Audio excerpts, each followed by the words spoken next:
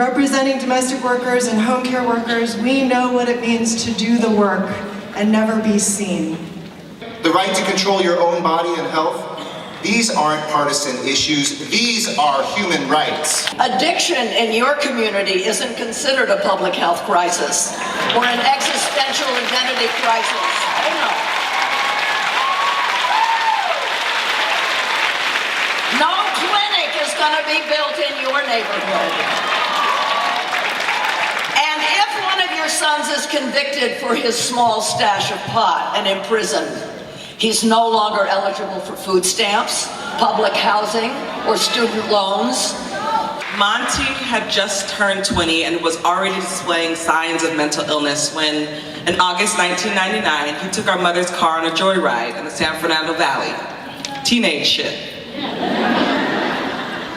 After fleeing the police, he was arrested on charges of evading an officer. The mistreatment, he remembers, took place while he was awaiting trial.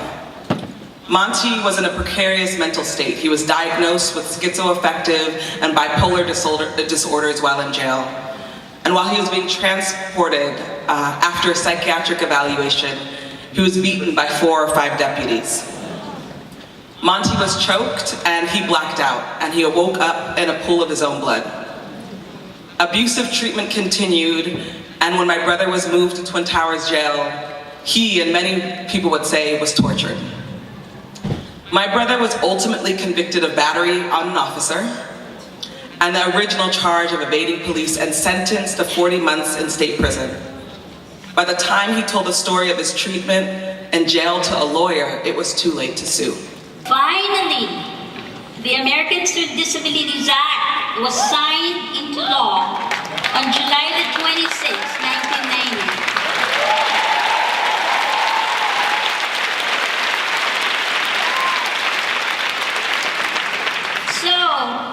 For the first time in our lives, people with wheelchairs could go out with friends on a date.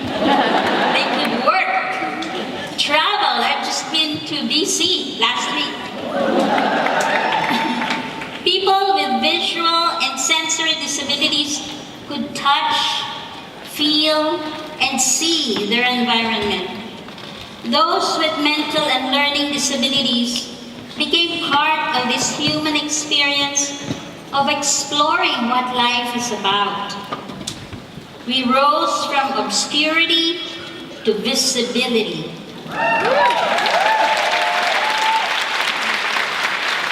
And even started an international revolution, transforming other countries and inspiring them to create access for all people.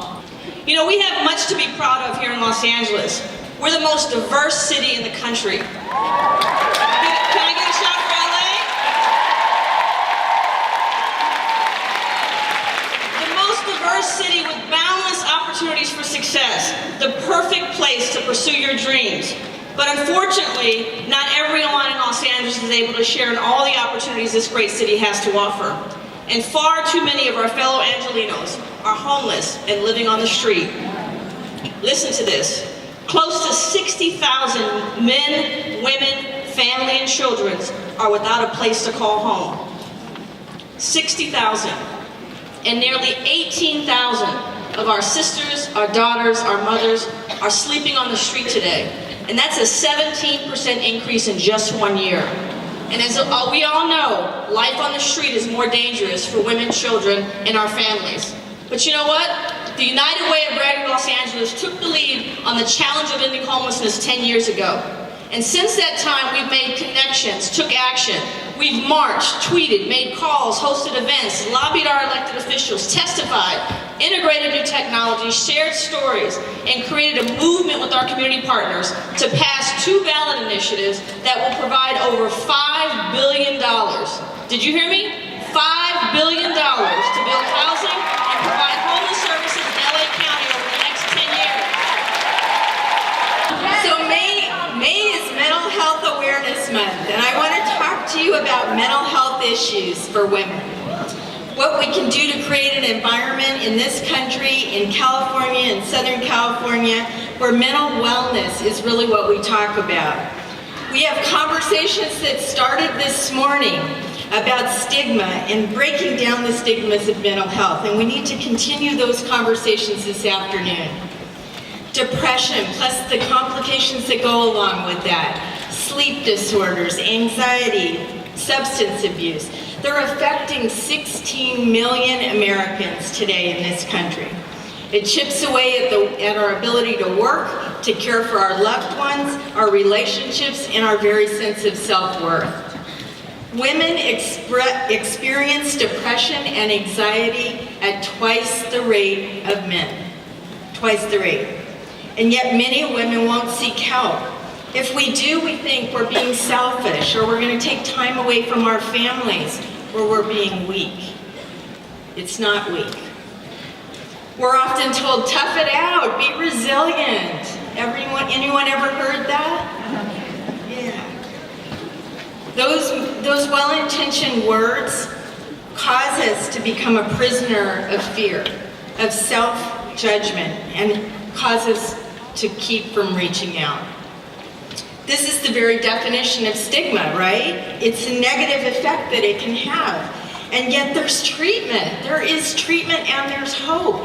80% of people who seek treatment for depression see improvement. 80%. And so how do we bridge the gap? How do we get from here to there? Stigma drives silence, and silence drives stigma.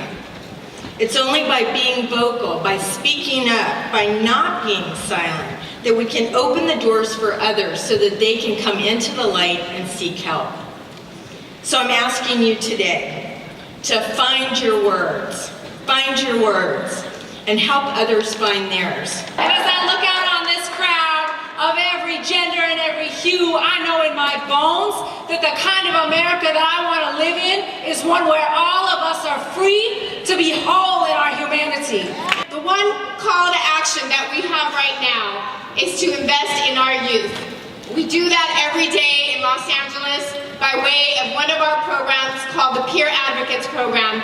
These are the leaders in our communities that are making change every single day around reproductive health care and justice and all of the issues that we care so deeply about right now. There was no spaces to talk about sex health, reproductive justice was not, no one talked about that. So my sophomore year, I became involved with the Peer Advocate Program at my high school, King Drew Medical Magnet. So I became a peer advocate, and ever since then, I've continued to advocate for my community, advocate for myself. Obviously, I love Planned Parenthood because they build the bridge between community and healthcare access.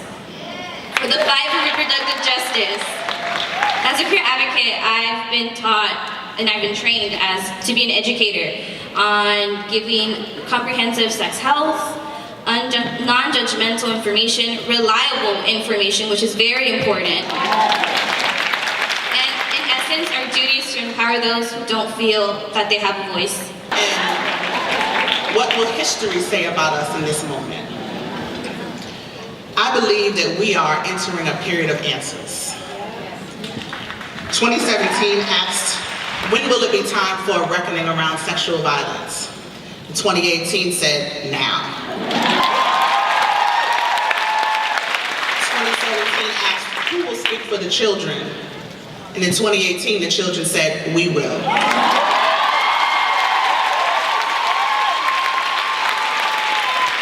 The fact is, we have the answers right here, right now. We are the answers. Women from all walks of life, across the gender spectrum, race, class spectrum, we have the answers. So we've got a lot of work to do before we're focused on the who, because we're the who. That we are the answer. All of us here in the room are the answer to our own problems. It is not finding the one right person that we think can save us from ourselves. It's us.